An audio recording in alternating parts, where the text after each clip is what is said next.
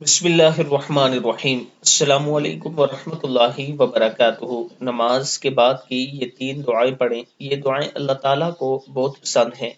پہلی ہے یا ارحم الراحمین، یا ارحم الراحمین، اللہم اجرنی من النار، اللہم اجرنی من النار۔